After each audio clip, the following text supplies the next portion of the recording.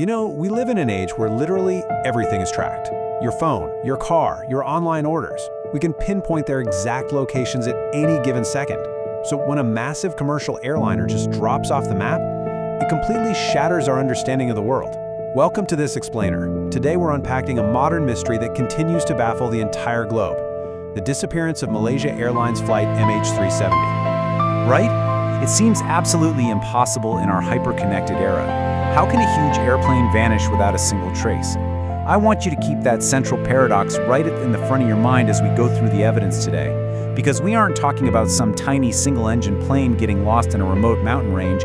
We are talking about a state-of-the-art Boeing 777. But behind all the complex machinery, there's the human element. 239. That is the staggering number of passengers and crew who boarded this flight, completely unaware of what lay ahead. These were business people, families heading out on vacation, students flying home. 239 lives and thousands of loved ones left behind, waiting for answers that, well, they've just never fully arrived. The basic facts of that night are just chilling.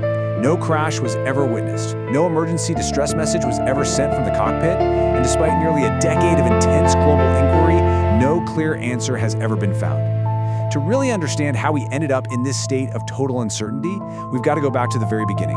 Part 1, the normal flight. March 8th, 2014. So the flight plan was totally standard. It was a heavily traveled red-eye route starting in Kuala Lumpur, Malaysia, heading straight north to Beijing. You had 227 passengers relying on the expertise of 12 crew members.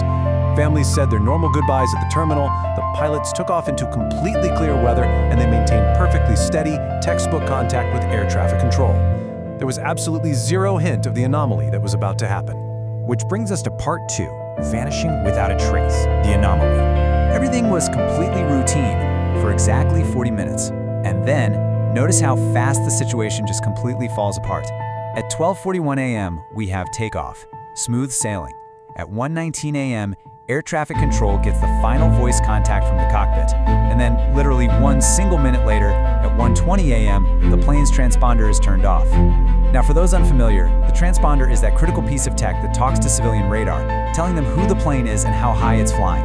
The very second it went dark, MH370 just vanished from the controller's screens. And what makes that 1 minute gap so incredibly haunting is the final transmission that came right before it. Good night, Malaysian 370.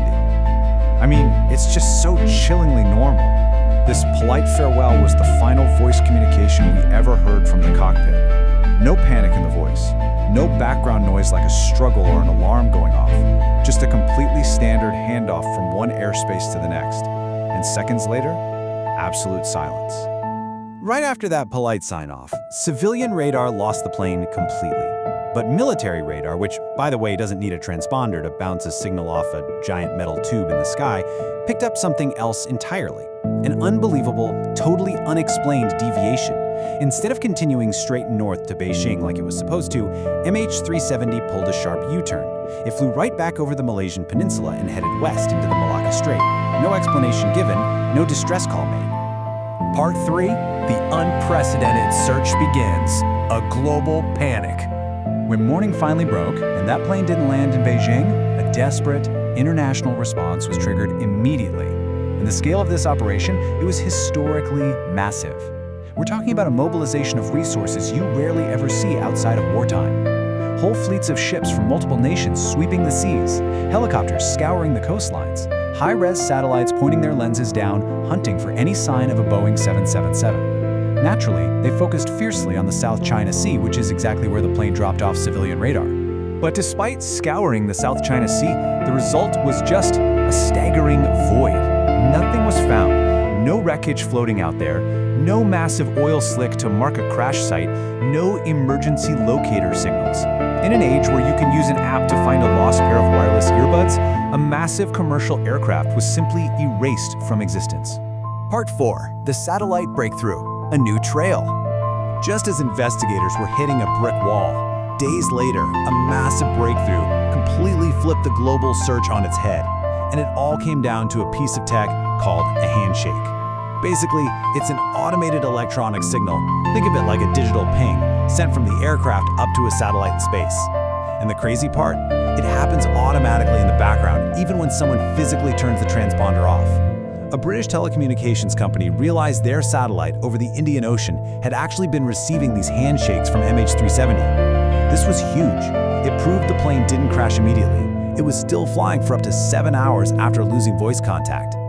But here's the catch. 7 hours of flight time meant the search area was dead wrong.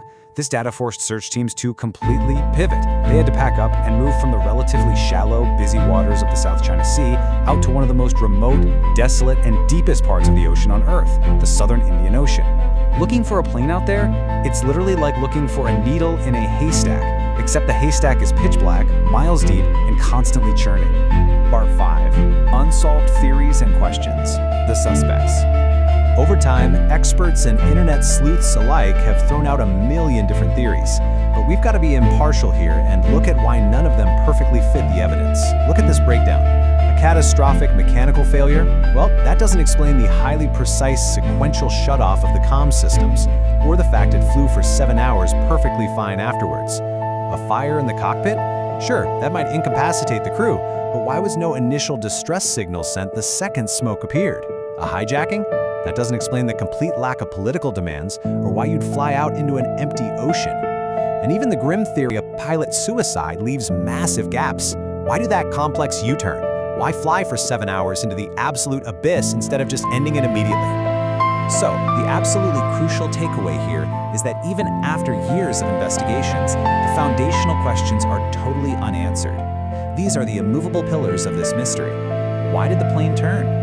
Why were the communications severed with such surgical precision? And why, in a cockpit packed with redundant communication methods, was absolutely no distress signal sent? Now, eventually, the ocean did give up a few of its secrets. Months and years later, physical pieces of the plane, like a wing piece called a flaperon, started washing ashore on remote beaches in Reunion Island and Madagascar. This finally confirmed that the plane did, without a doubt, end up in the Indian Ocean. But tragically, while it confirmed the horrific fate of the flight, it offered zero definitive proof of the cause. A washed-up piece of twisted metal just can't tell you who was sitting at the controls, or what on earth was happening in that cabin during those final, silent hours. And so, we arrive right back where we started, staring at the evidence.